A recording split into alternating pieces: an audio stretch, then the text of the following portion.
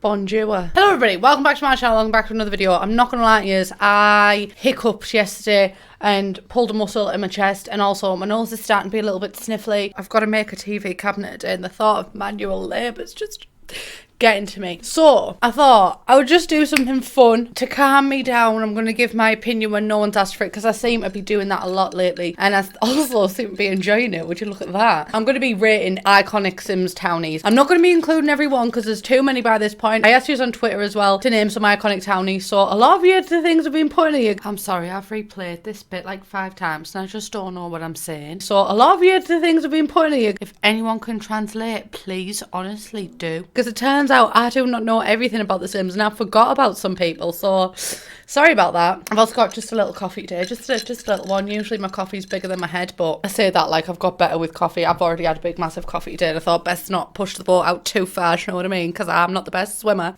I'm just...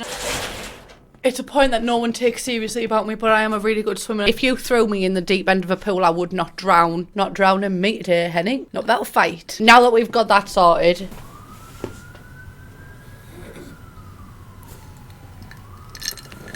Oh, wait, you're taking the piss now. Oh, unless it was an ambulance, in which case... Oh, I hope you're alright. This is me, syncing my microphone up with my screen. But is there a way to make this black? There we go. Wow, she is truly a professional, darling. Anyway... Did you hear that noise that came from our coffee?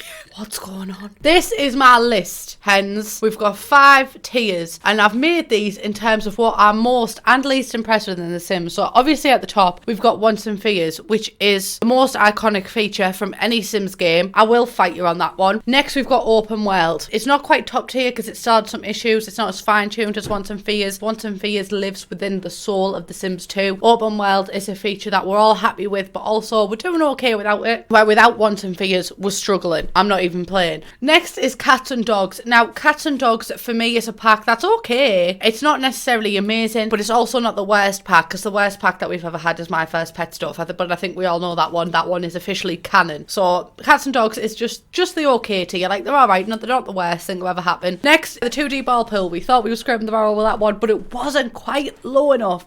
And right at the bottom, we've got the 20th anniversary, which was the biggest flop that has ever happened in the Sims franchise. I've got quite a lot of hate over the 20th anniversary as well, but if you think I'm entitled, well, I'm to be honest, I've been playing The Sims for 20 years, so yeah, I am a little bit entitled. I will hold my hands up and I'll say that, but I'll tell you what I'm entitled to, more than a fucking hot tub hunt, and I'll tell you that one for anyway, right? That's a whole other video on its own, but 20th anniversary is at the bottom. I just can't stop. I'm here and I'm like, let's just do a chilled video, and I just can't stop.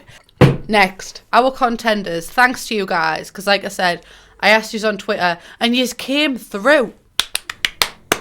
Round of applause for you all. Well done. Pat on the back. First up, we have this lass, Agni Crumplebottom. You might not recognise her because she did have a cameo in The Sims 3, and it's truly a tragic story. She lost a bairn and everything. The nursery was half decorated. Oh, poor soul. So that's her. She lost her husband. She lost a bairn. Her life's in ruins, and then she grew up and hated every single bit of romance and would literally abuse you and slap you around the head with a handbag. So for me, that is absolutely wants and fears. Like, absolutely iconic story, been there since The Sims 1. I think she's lost quite a couple of husbands, actually. I think the first one had a chandelier drop on him, which apparently is a reference to something. I don't quite get it, but there you go, there's the facts. Next, we're going to go Angela Pleasant. Now, for me, Angela Pleasant is just the most vanilla thing. It's more vanilla than the original version of The Sims 4 with no expansion packs or updates. She's got to go 20th anniversary because she's just dry, boring, nothing about her. And now we've got to categorise a twin, Lilith Pleasant. Now, she screams rebellion. You load up the game in The Sims 2 and she's there attacking her sister. Iconic, truly a visionary, represents everything about noughties, grunge and goth fashion. So for me,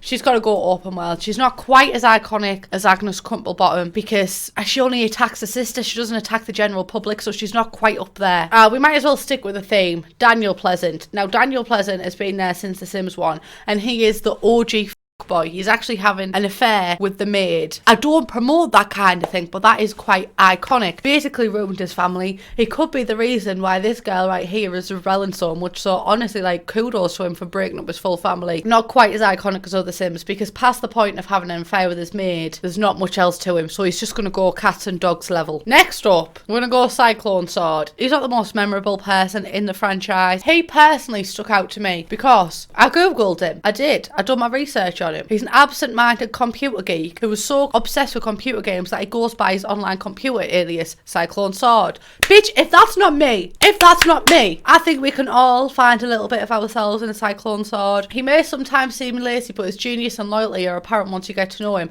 Now take off the genius. That's me. He's gonna go cats and dogs because I do like the lad. I do, and I see myself in him as well. Because I see myself in him, rating him anything better than just okay would be a little bit narcissistic, you know what I mean? What would that say for my personal character? Right, okay, we've got the Landgrab family. Now, I don't like a Tory. This family absolutely screams Tory. The Bullingdon Club, Eton, David Cameron and the Pit. We're not going to talk about that one. I can't believe a Black Mirror episode actually happened in our country. If you don't know the whole story behind David Cameron and the Pit, Google it, because if I put it on here, it'd be demonetised, right? But also, they're absolutely iconic. They've been there since The Sims 1. They have a feud with the Goth family. They say that they built the town. That one's up in the air. We don't quite know. They've also basically kicked out Johnny Zest. Johnny Zest's not a Tory and they can't have that. So I'm gonna go open world because I physically can't find it within me to put a Tory in wants and fears. I can't because you know what my fear is? Austerity. Next up, we're gonna do the Caliente sisters. Now Caliente sisters been there from The Sims 2. They've kind of got something to do with Bella Goth's disappearance. Also kind of involved with Don Lothario. Gonna have to put these in cats and dogs purely for their abysmal performance in The Sims 4, because in The Sims 4 they live with Don Lothario but Don's going out with a man. Now that to me screams Jeremy Kyle, and Jeremy Kyle's been cancelled in the UK, so I just want to take a moment of silence for that.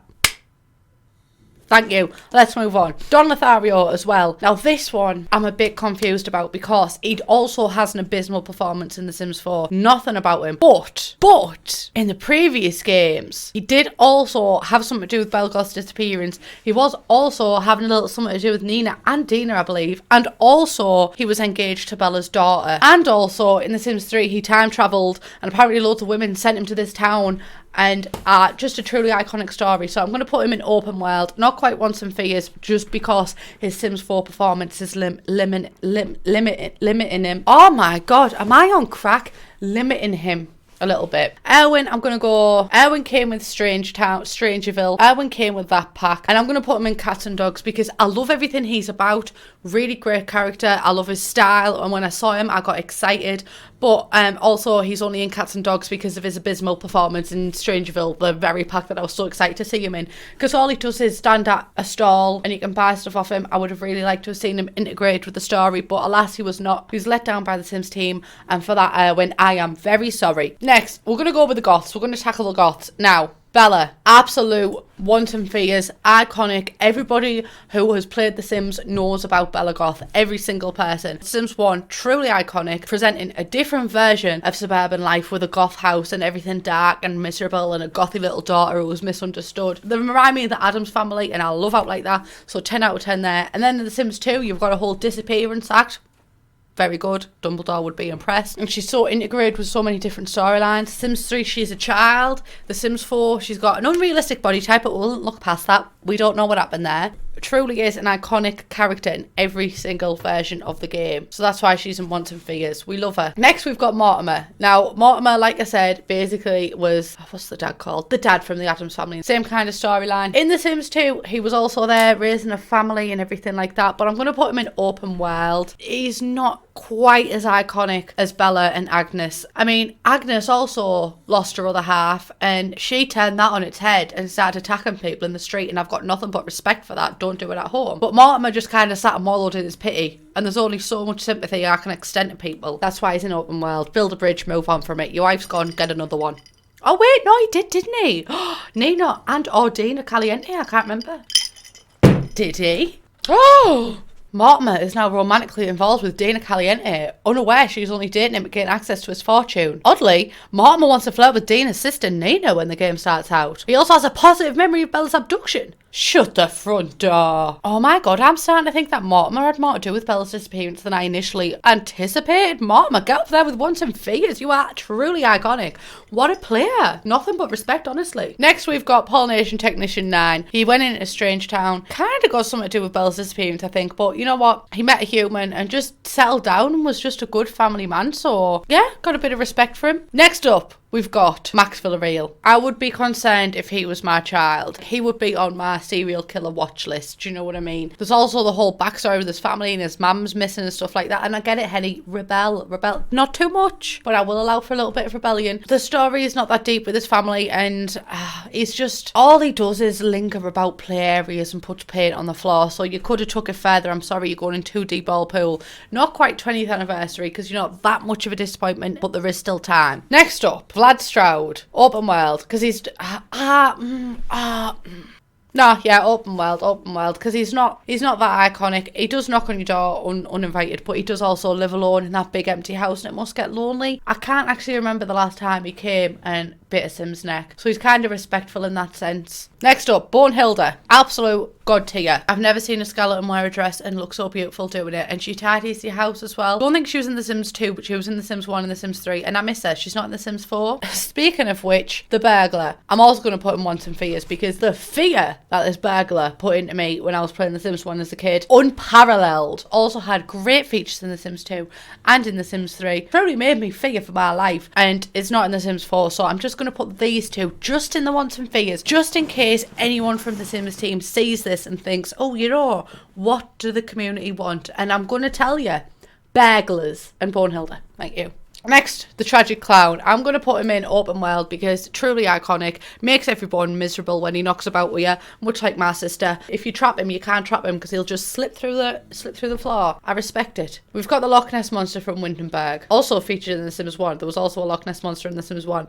I just think he's cute. I was always looking for him as a kid, but he never really turned up, and for that I'm putting him in 2D ball pool. Nothing against the Sims team, and nothing against the Loch Ness Monster or against Scotland. I'm just putting him in 2D ball pool because I've got a personal vendetta against him, and that's a personal problem. Next up, we've got Eliza Pancakes. Now, I hate this girl. I did originally love this girl. I thought she had a hard time, but she just does me head in. She's rude, she's snotty, she's a snob, borderline Tory. I don't think she's out as a Tory yet because she'd face backlash, but I could definitely see her secretly leaning towards the Tory side, you know what I mean? But take some courage to turn up at people's houses uninvited every single time. Also, she's in a relationship with someone who is lazy and has a child's bedroom. Nothing against that, but she's much more mature than that. Doesn't really get on with her husband, but she's also scared of keeping up appearances. And because of the lack of law in The Sims 4, we don't really know what her backstory is like. We don't. But also, you got to be in charge of your own destiny, so I'm a bit confused over Eliza Pancakes.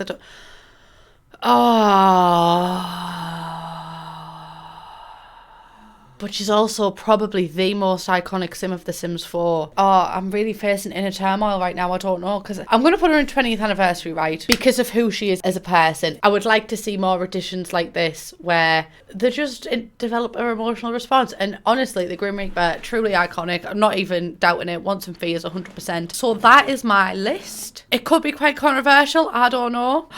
God, it really looks like I've got something against gingers, doesn't it? I do not. Because you know what? The tragic clown is also ginger, and he's an open world, and so's Lilith Pleasant. Oh, but then the orc hero is mainly just gingers, isn't it? That balances it out, doesn't it? Yeah. I think I can share a link to this. So if I can share a link to this, I'll put the link in the description so you can go and rate them yourselves as well.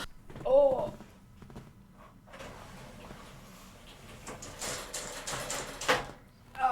Does anyone know how to heal a pulled muscle in your chest? Please subscribe if you're not already. Leave a comment, let me know if you agree with my ratings. Also, if there's any townies that I missed, because I was trying to think, but my mind was just drawing a blank, and I don't know what happened there. Maybe I was dropped at birth. I'll see you in the next one. Bye, guys. I'm having a Morrison salad for din-dins.